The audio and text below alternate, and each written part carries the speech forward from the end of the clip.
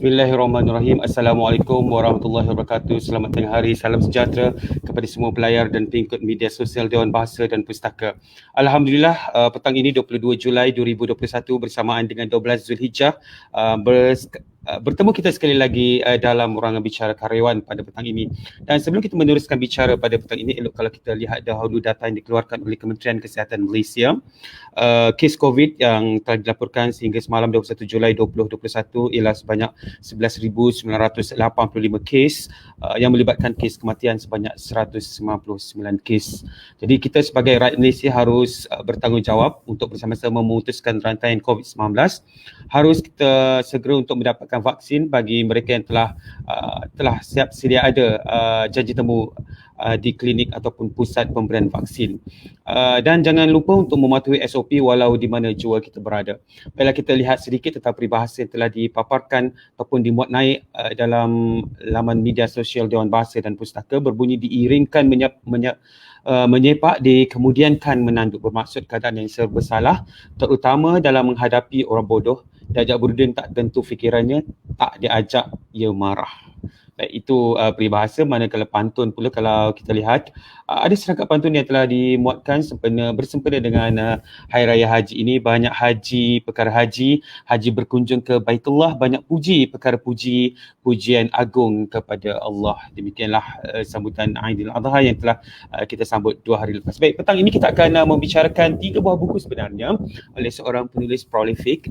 Ramai pengikutnya pasti di luar sana.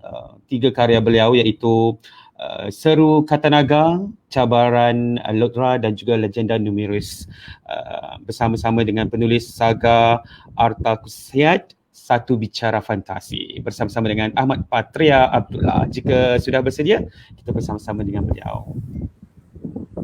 Baik, apa khabar Cik Ahmad Patria tengah hari petang ini?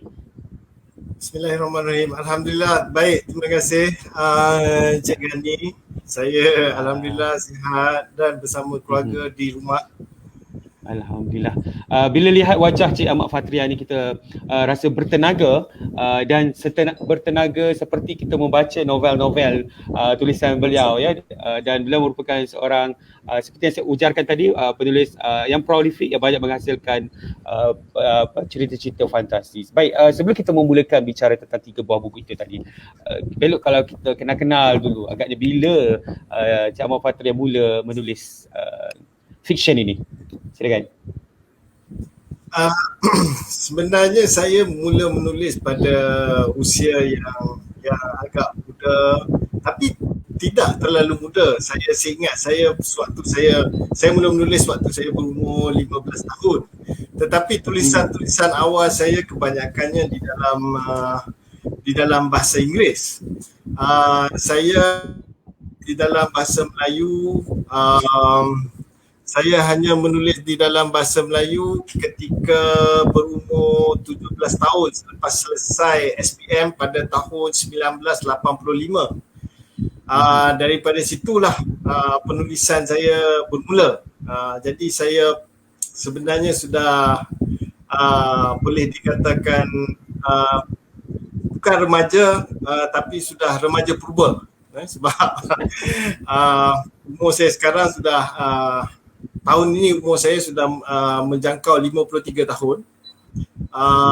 Dan saya mula menulis buku saya yang pertama, saya menulis novel saya yang pertama pada usia 17 tahun. Maknanya lebih kurang saya rasa 36 tahun menulis, sudah 36 tahun. Ya.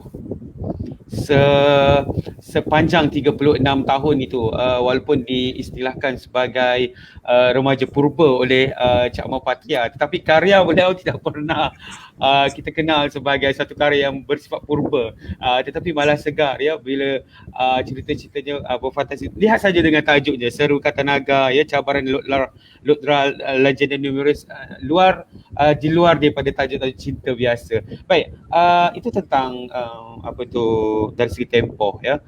Dan ketika usia 17 tahun, 15 tahun mula menulis dalam karya berbahasa Inggeris. Mungkin bagaimana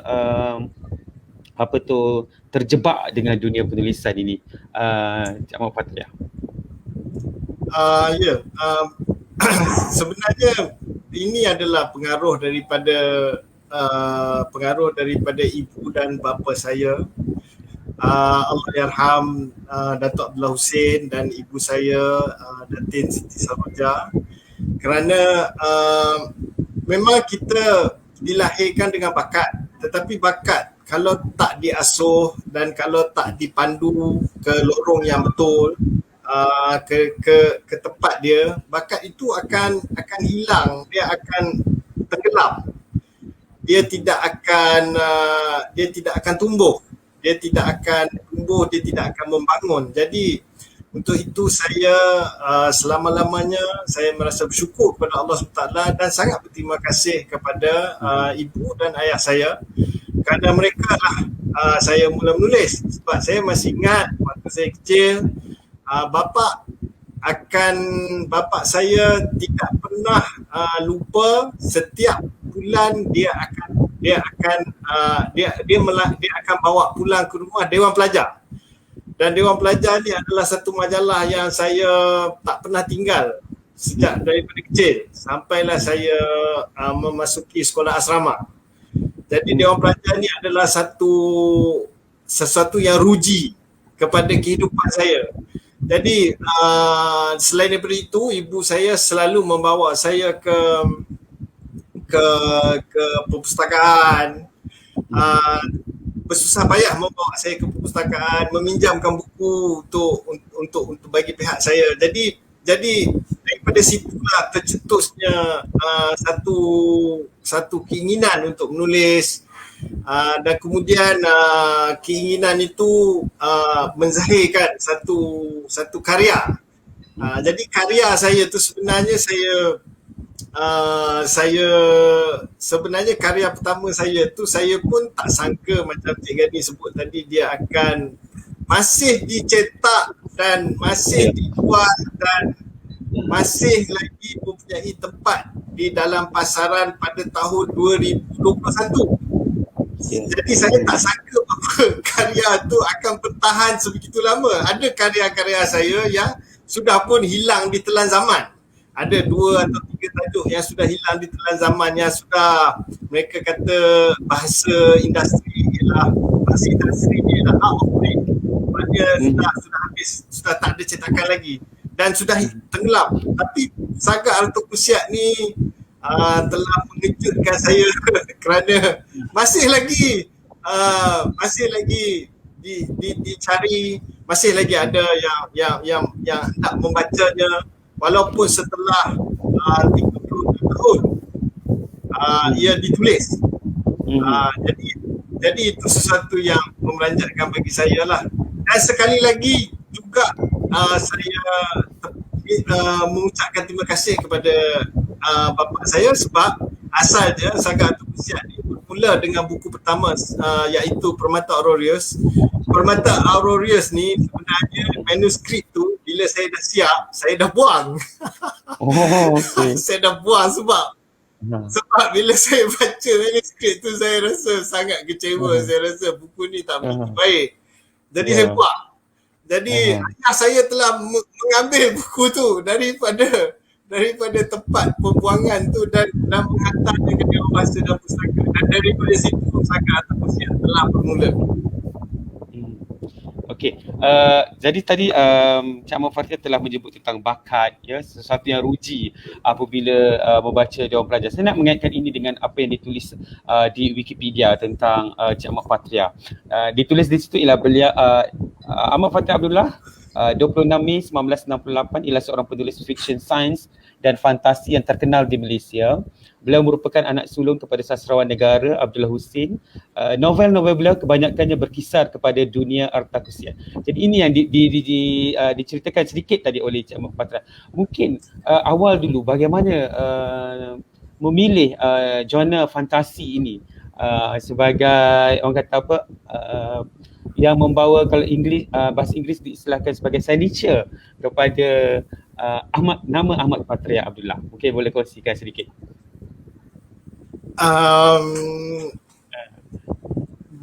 Kenapa saya memilih genre fantasi? Ya. Adakah itu yang Fiction science. Baik. Betul. Cik Gani, sebenarnya Cik Gani, saya lebih melihat diri saya sebagai seorang penulis fantasi. Saya sebenarnya saya tidak melihat diri saya sebagai seorang penulis fiction science. Saya lebih melihat diri saya sebagai seorang penulis fantasi. Walaupun novel Saga Atuk Kusiat dan Kronika Nasyad sebenarnya jika dilihat secara keseluruhannya, apabila sampai kepada penghujungnya, sekarang ni belum sampai kepada penghujung lagi, tapi apabila sampai kepada penghujungnya, memang kita akan nampak bahawa ia sebenarnya adalah sebuah karya fiction science. Tetapi saya tidak melihat diri saya sebagai seorang penulis fiction science, sebab secara jujurnya yang saya paling minati ialah fantasi. Dan saya memilih genre fantasi sebab inilah genre yang paling saya minati. Dan memang sewaktu mula-mula menulis, memang saya mendapat banyak, bukan kata teguran, tapi pandangan. Saya mendapat banyak pandangan yang mana mengatakan, sampai hari ini pun saya masih menerima pandangan. Kadang-kadang daripada rakan-rakan seniman, rakan-rakan penulis, mengapa yang bertanya mengapa saya menulis fantasi, mengapa saya tidak menggunakan bakat saya untuk menghasilkan satu karya yang dalam genre arus perdana ataupun mainstream, ya. Sebab fantasi ini bukanlah satu genre mainstream di Malaysia. Ia bukan satu genre di arus perdana, bukan satu genre yang diterima ramai. Tetapi saya memang daripada dulu lagi memang sebenarnya saya tak pernah peduli kepada suara-suara daripada luar. Dan saya selalu mendengar suara daripada dalam. Dalam diri saya, dalam hati saya. Dan saya tak peduli sebenarnya orang baca atau tak baca buku saya. Buku saya boleh jual ke atau tak boleh jual. Saya akan menulis benda yang saya minat. Jadi saya daripada dulu memang saya mempunyai pendirian yang sebegitu. Jadi sebab saya tidak boleh menulis tentang perkara yang saya tak minat. Saya adalah seorang yang sangat mementingkan kebebasan dalam berkarya. Saya tidak boleh menulis karya mengikut deadline ataupun garisan mati. Deadline bukan deadline. Deadline ni tarikh, bukan deadline. Deadline itu perkataan yang betul. Garisan mati. Saya tak boleh tulis satu buku dengan ada garisan mati. Saya tak boleh menghasilkan satu karya jika sebelum menulis tu penerbit datang kepada saya dan beritahu kepada saya, okey, Mat, engkau kena tulis satu buku yang boleh memberikan nilai-nilai sebegini kepada masyarakat, lapisan masyarakat sebegini. Saya tak boleh. Itu bukan saya. Jadi, kalau saya menulis sesuatu seperti itu, dia tidak akan kelihatan ikhlas. Dia akan jadi satu karya yang kaku, satu karya yang. Jadi sebab tu kalau Cik Gani tengok karya-karya saya yang terbaru seperti Kronika Nasyad misalnya, kalau Cik Gani lihat di Goodreads misal kata, kebanyakan komen-komen daripada pembaca apabila mereka membaca buku itu, mereka akan menangis. Kenapa mereka menangis? Sebab ada apa yang saya panggil sebagai resonance. Sebagai seorang penulis, saya secara peribadi itu matlamat saya sebenarnya, untuk mendapat resonance dengan pembaca. Jiwa saya bergetar, getaran dalam jiwa saya dan getaran tu saya ubah menjadi penulisan, dan apabila pembaca membaca penulisan saya, jiwa pembaca itu bergetar seperti jiwa saya. Itu adalah yang saya panggil resonance. Resonance ni sebenarnya adalah satu konsep yang saya belajar dalam kelas fizik sewaktu saya di tingkatan 5. Dia berkaitan dengan fizik bunyi ya. Jadi kalau saya perlukan kebebasan untuk mendapatkan resonance. Tetapi sebagai seorang Muslim, sebagai seorang Islam, kita tetap ada batasan. Ada perkara-perkara yang kita tidak boleh tulis di dalam penulisan saya. Perkara-perkara yang dilarang oleh agama. Yang dilarang oleh agama, sebab saya tak mahu karya saya jadi sesuatu yang membebankan saya di alam barzah. Sebab nanti bila saya balik ke alam barzah, saya balik menemui Allah Subhanahu Wa Taala, saya akan dipertanggungjawabkan ke atas segala masalah saya, dan masalah saya dah cukup banyak. Jadi saya tak nak tambah. Saya tak nak tambah masalah-masalah saya. Jadi saya mohon kepada Allah SWT, dan saya berdoa supaya karya-karya saya tidak melampaui batas. Dan saya sangat berhati, saya cuba berhati-hati daripada segi itu, supaya tidak menulis sesuatu yang melanggar batasan-batasan agama. Itu yang paling penting bagi saya. Jadi selain daripada itu, saya tidak mahu dibatasi. sebab tu saya dan juga kalau Cik Gani tengok dalam contoh dia, macam kalau Cik Gani baca karya fantasi, contoh macam karya fantasi yang saya tulis lah, sebab saya tak berani komen tentang karya lain. Saya tak berani komen, dan saya tak pernah buat, sebab saya tahu penulis ni adalah sangat sensitif. Penulis ni sangat sensitif. Itu adalah syarat wajib untuk menjadi penulis. Seorang yang tidak sensitif, yang tidak peka, dia tak boleh jadi penulis. Jadi dia tak boleh jadi penulis fiction, maksud saya.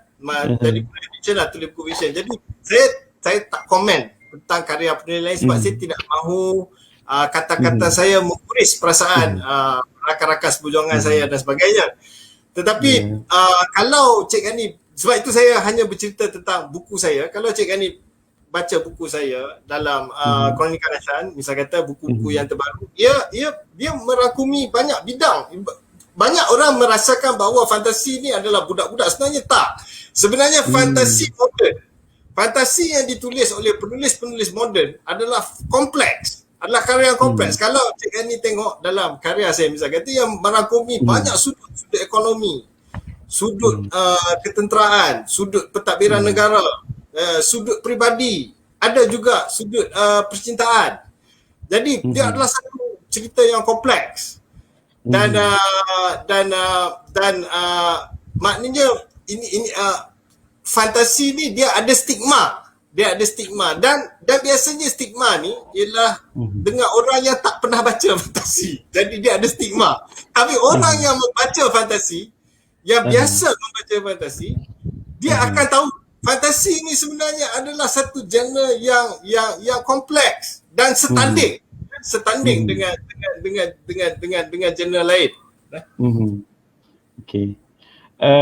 Baik, saya terpegun dengan ulasan tersebut yang telah diberikan oleh Encik Ahmad Patraya. Keterbatasan dan kebertanggungjawaban seorang penulis yang sensitif dan peka, yang seperti diujarkan oleh saudara Ahmad Encik Ahmad Patraya, itu mungkinlah menjadi ramuan mengapa karya beliau terus segar, malah segar dalam kalangan pembaca setia karya-karya beliau. Kalau boleh saya bacakan sedikit komen daripada para pelayan media sosial. Nampaknya hari petang ini banyak yang memberikan komen melalui YouTube. Ada satu komen nakal di sini yang Mona Lisa binti Hasan kata bunga Arya Nur tenggelam sebab dah tak ada di pasaran. Katanya ada dijual di black market saja. Siapa yang menyimpan karya-karya langka. Okey. Jejaka buku mengatakan di sini bahawa saya peminat baharu kenal penulis melalui Kronika Nashan. Ya, gitu. Daripada jejaka buku Muhammad Afifi pula menyatakan di sini. Okey, Muhammad Afifi pula menyatakan di sini tak dapat jumpa pasal pasal tengah musim COVID ni dapat tengok live pun Alhamdulillah Hafifi ya. Dapat bersama dengan kita. Baik, ada lagi komen mungkin yang terbaru di bawah ini. Neti Omar berkata di sini, perut bergetak sama. Ini mungkin tadi bila Encik Ahmad Fatria mengatakan resonance ya, jiwa bergetar. Dia bila menulis ini perut bergetak sama, usung di depan laptop ya untuk tengok rancangan kita petang ini. Memang terbaik, kata Amir Syarif, memang terbaik, tidak melanggar dasar-dasar agama. Dan saudara Ikram ya, Muhammad Ikram menulis di sini, fantasi ialah universal.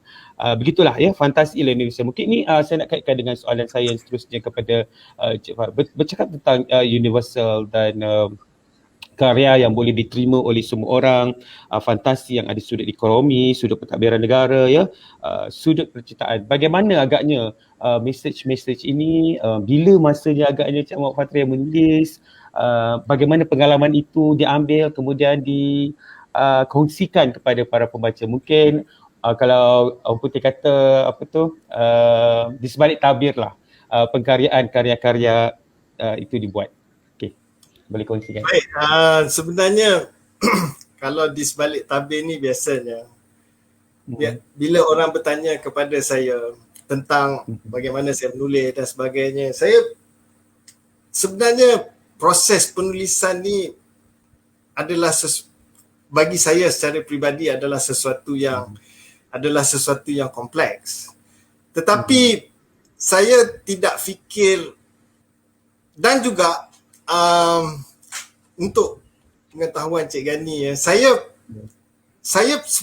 bukan seorang penulis yang konvensional. Maksud saya ialah saya tidak mempelajari sastra, saya tidak mempelajari penulisan. Saya pendidikan saya di peringkat universiti ialah sains farmasi. Dan saya tidak bertugas di dalam bidang sastra. Saya adalah sekarang ni saya bekerja di sebuah syarikat perkilangan. Jadi saya tidak mempelajari teori sastra atau teori penulisan, dan cara penulisan saya tidak menepati, bukan sesuatu yang konvensional. Jadi sebab itu saya sangat jarang sekarang ni, pada waktu sekarang, sebelum COVID pun, saya sudah membuat keputusan bahawa saya tidak mahu, kalau boleh saya tidak mahu bercakap tentang penulisan, sebab saya bukan seorang penulis yang konvensional, dan saya tidak tahu apa-apa sebenarnya tentang penulisan. Apa yang saya tahu ialah daripada apa yang saya baca. Jadi saya memang banyak membaca. Saya banyak membaca dan saya suka membaca, dan saya hanya membaca buku yang saya suka baca. Kalau buku yang saya suka baca, memang saya tak baca. Contoh dia macam buku-buku yang tidak menarik minat saya, memang saya tak akan baca. Jadi saya hanya akan baca buku-buku yang saya suka baca, dan saya banyak menonton filem. Saya sangat suka menonton filem. Jadi itulah cara saya belajar daripada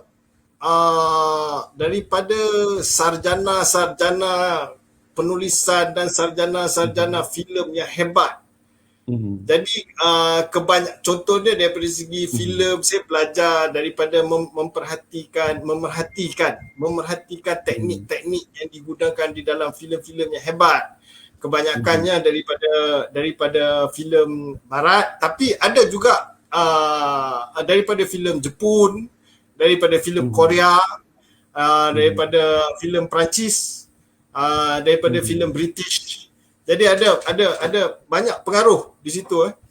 Dan kemudian daripada situ saya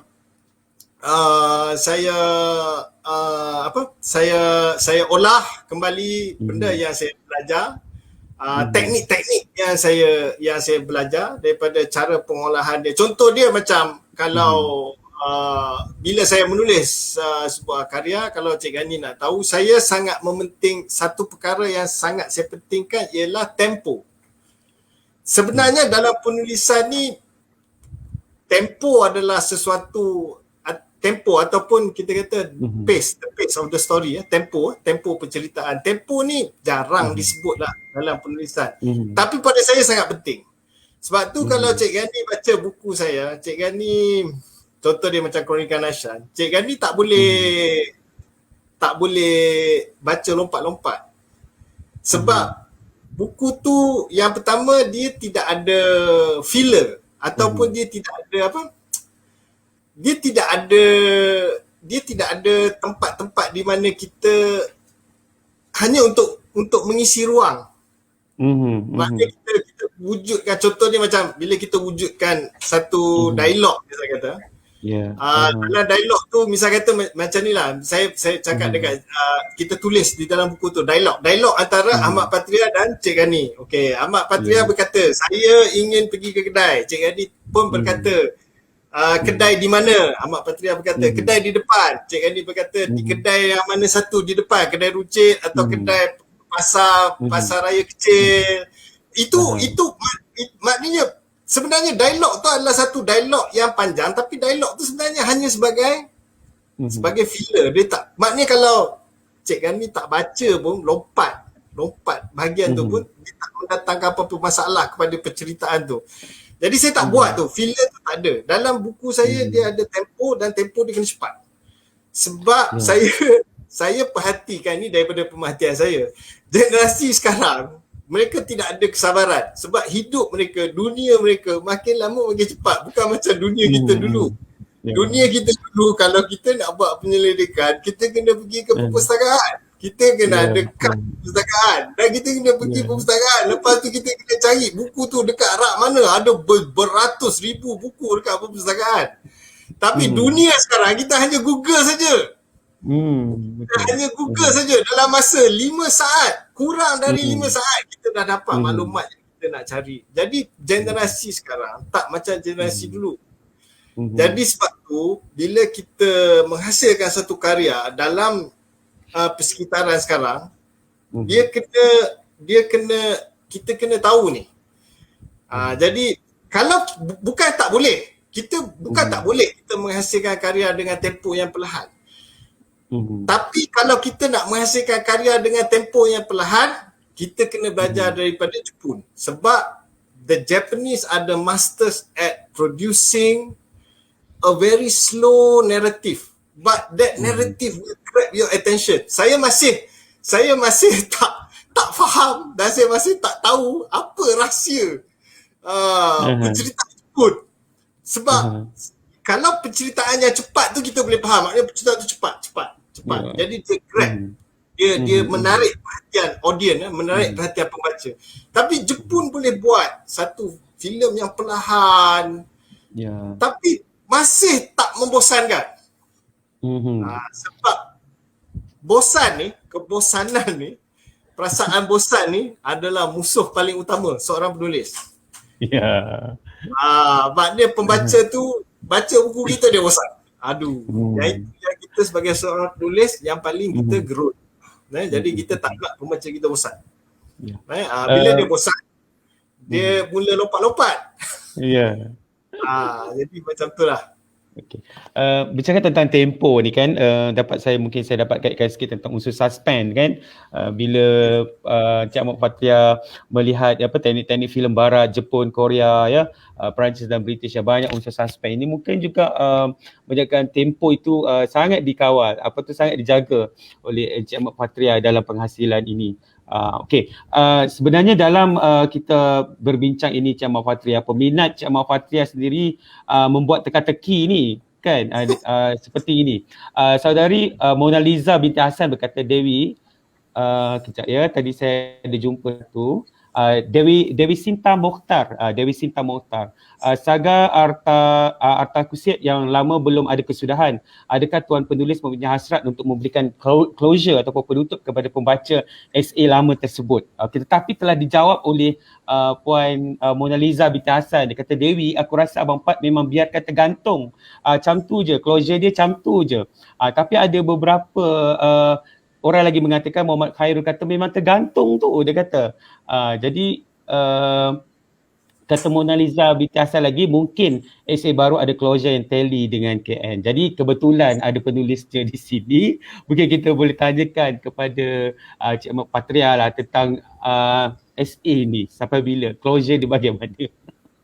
Baik, sebenarnya Cik Okay. Gani, Sagak atau Kusiak ni dia bermula 36 tahun yang lalu sebagai mimpi-mimpi ataupun angan-angan ataupun imajinasi seorang remaja yang berumur 17 tahun yang masih lagi mungkin bukan kata separuh masak, suku masak ataupun kurang daripada suku masak yang tidak matang dan tidak terdedah kepada dunia dan tiada pengalaman. Jadi itu adalah penulisan saya 36 tahun yang lalu.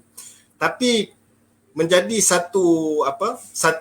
telah menjadi satu kenyataan di mana dengan tak disangka-sangka itu Sagak atau Kusiak ni sebenarnya dia telah menjadi sesuatu yang sinonim dengan genre fantasi di Malaysia. Dia telah menjadi satu buku kultus ataupun satu buku yang mempunyai pengikut yang fanatik. Jadi untuk pengetahuan Cik Gani, sebenarnya apabila saya sampai pada umur saya sekarang, saya sudah pun menulis semula Sagak atau Kusiak. Maknanya Sagak atau Kusiak ni dia ada dua. Dia ada satu ialah Sagak atau Kusiak yang diterbitkan oleh Dewan Bahasa dan Pustaka bermula pada tahun 1987 sampai sekarang.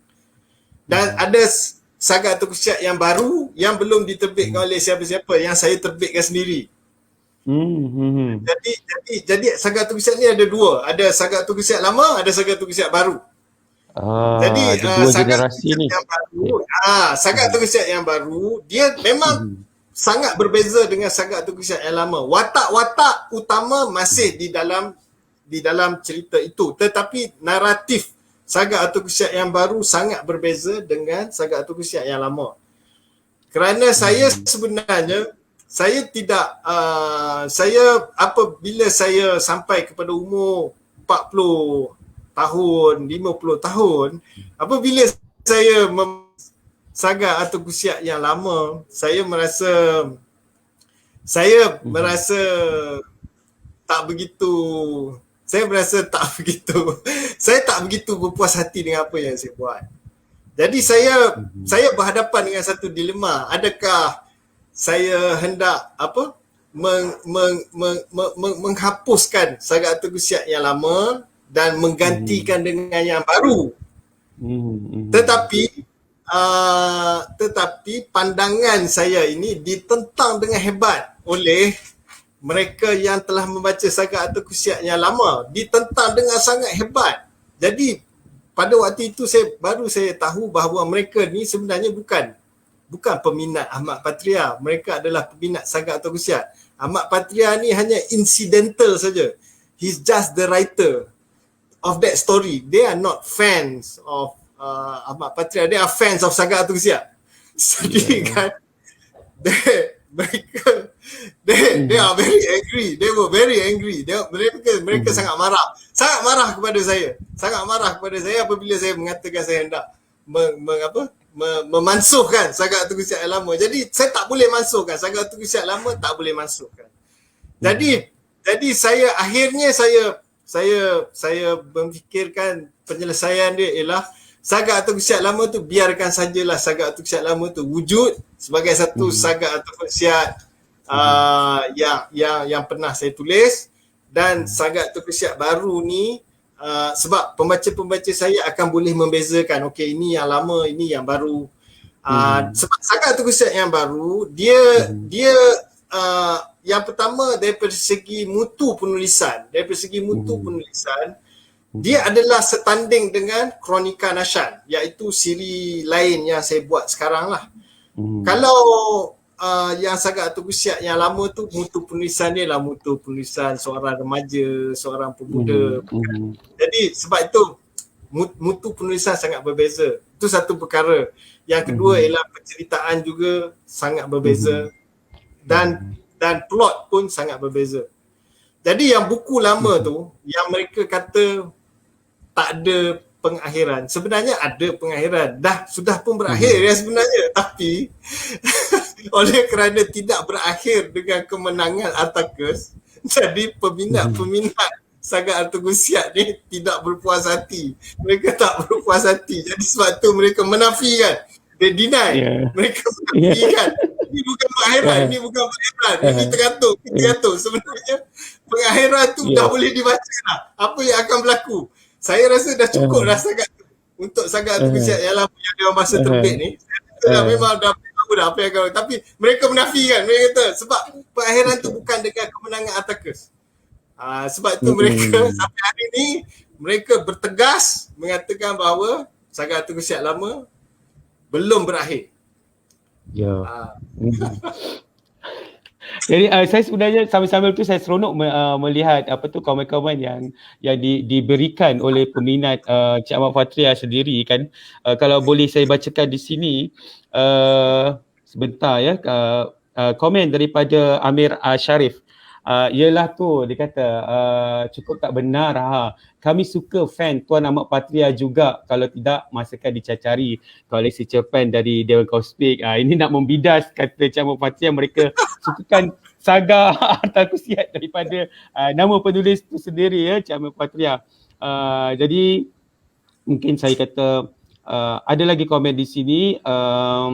Azim Taufik Hamdan mengatakan pendapat peribadi saya, Abang Pat sengaja membiarkan ending saga Harta Kusiat yang lama sebagai open-ended. Dia biarkan pembaca mencipta sendiri conclusion saga Harta Kusiat yang lama. Okey. Dan ada juga komen di sini. Muhammad Ikram menulis di sini saga Harta Kusiat lama membangkitkan romantisme remaja dalam diri pembaca. Ya, ini juga ingin saya mengulas bahawa jika karya itu 36 tahun dahulu dan satu generasi 20 tahun ya mereka mengikuti karya saga Harta Kusiat lama, mungkin ada yang dah berkeluarga dan mempunyai cahaya mata pun, tapi masih lagi setia dengan karya Cik Ahmad Fatria ini. Baik, ada tak usaha-usaha Cik Ahmad Fatria dengan pihak produksi filem dan sebagainya ya untuk memfilmkan ataupun menganimasikan karya yang telah ditulis ini?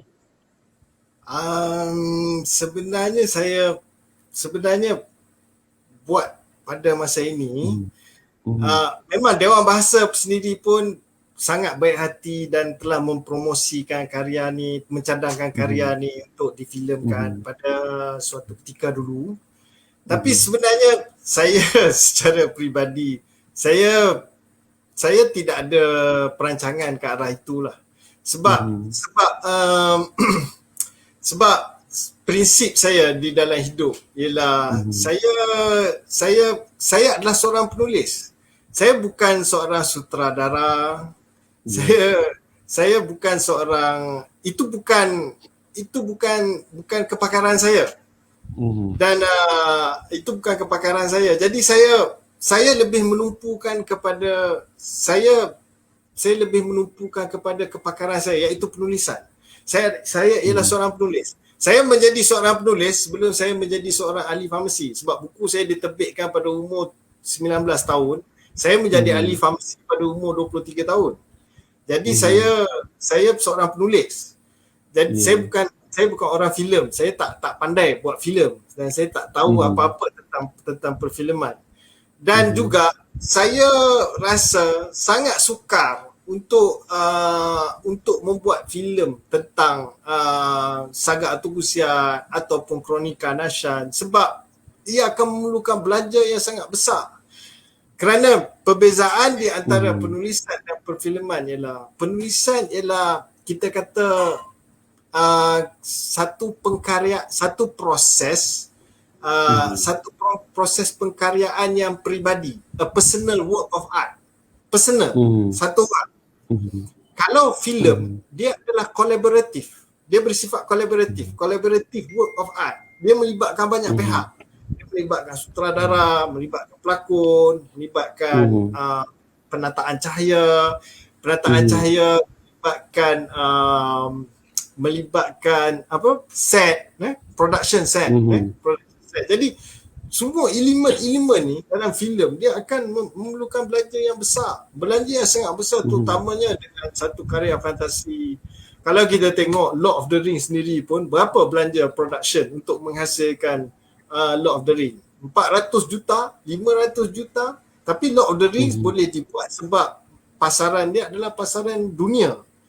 Macam kita ni, pasaran kita kecil, pasaran yang kecil. Jadi saya tak fikir bahawa karya ini mudah untuk difilmkan, dan saya tak juga rasa sedih kalau karya ni tak difilmkan, sebab untuk pengetahuan Cik Gani, sebenarnya filem yang terbayang di dalam fikiran pembaca tu lebih hebat daripada apa filem yang kita boleh buat di layar perak.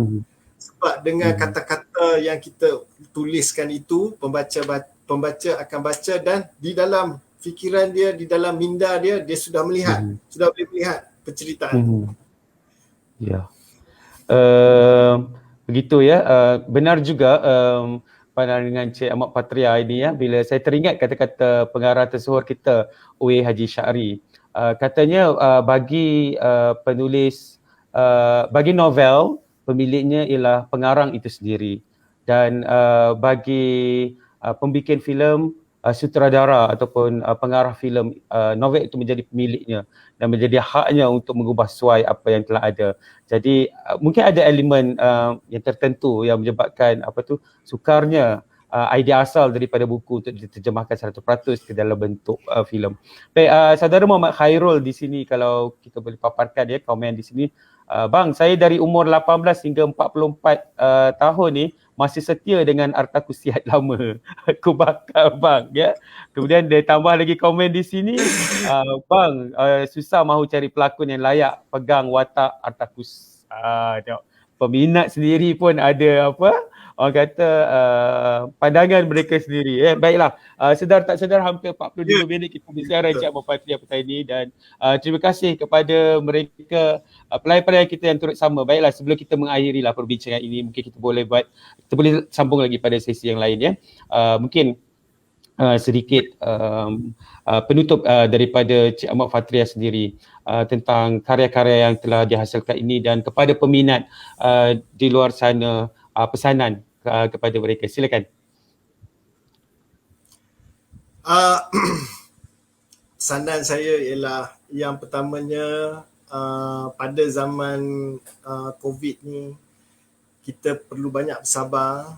Kita perlu faham bahawa negara, bukan saja negara tapi seluruh dunia sedang menghadapi ujian yang sangat besar, dan kita kena faham bahawa keadaan sangat sukar, sangat susah. Jadi kita perlu bersabar, perlu ada banyak kesabaran dalam, terutamanya apabila kita berinteraksi. Kadang-kadang oleh kerana kita sudah lama terkurung di dalam rumah, kita lupa bagaimana untuk berinteraksi dengan baik. Jadi contohnya macam sekarang banyak kita berinteraksi daripada segi media sosial. Jadi kita perlu berhati-hati di dalam media sosial.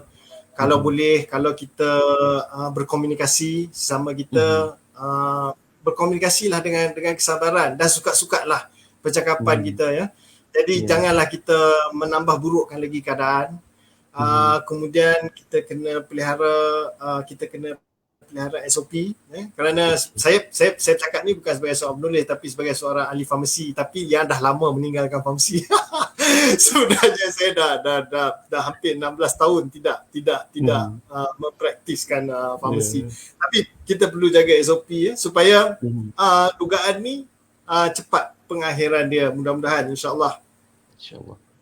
Baik, terima kasih ya atas pesanan tersebut, dan petang ini saya tutup dengan satu ulasan daripada Zainal Abidin Ahmad. Beliau menulis di sini, muka penulis bagai tak dimamah usia. Ya, memang beliau bersemangat petang ini, sentiasa ceria memberikan input-input pengalaman beliau bersama-sama dengan kita. Kita doakan semoga Ahmad Patria Abdullah sentiasa segar, sentiasa bertenaga, sentiasa bersemangat untuk menghidangkan karya-karya terbarunya kepada kita juga yang akan membacanya. Dan kerana seperti pesanan Encik Ahmad Patria tadi, dalam suasana COVID-19 ini, kita memerlukan, kita dahagakan karya-karya yang bermutu, kerana kita perlu berfantasi di rumah dengan pembacaan. Sehingga itu, sekian saja daripada saya, Gadi Abu, sehingga kita bertemu lagi dalam segmen yang akan datang. InsyaAllah kita akan undang lagi kerana ada mereka yang memohon agar rancangan ini dipanjangkan lagi sejam. Tak apa, nanti kita boleh buat satu lagi sesi insya-Allah. Pada lain kesempatan insya-Allah kita akan bertemu lagi. Sekian daripada saya. Wabillahi taufiq wal hidayah. Wassalamualaikum warahmatullahi wabarakatuh. Selamat petang, salam sejahtera, salam bahasa Jawa bangsa. Terima kasih. Terima kasih.